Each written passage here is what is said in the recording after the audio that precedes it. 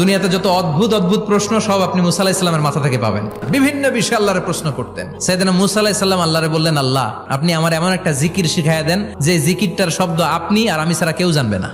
দিনে রাতে সব সময় এই জিকির আমি করব, আপনারে ডাকবো, কিন্তু শর্ত হলো এই জিকিরটা জানবে শুধু আপনি আর জানবো শুধু আমি। আল্লাহ বললেন, মুসা পড়ো লা ইলাহা ইল্লাল্লাহ। মুসা আলাইহিস সালাম কয়, মাবুদ এটা তো জাতীয় জিকির, সবাই জানে। আমি তো চাইছি এক্সেলেন্ট একটা জিকির, কারো কাছে নাই, শুধু আমি জানবো আর আমি পড়বো। আল্লাহ বললেন, মুসা এই লা ইলাহাকে যদি এক পাল্লায় রেখে দাও, তাম বিশ্ব, 7 আকাশ 7 জমিনটারে তুলে যদি তুমি আরেক পাল্লায় রেখে দাও, লা রাজাহাত কাফাতু লা ইলাহা ইল্লাল্লাহ, মুহূর্তের মধ্যে লা ইলাহার পাল্লা ভারী হয়ে যাবে।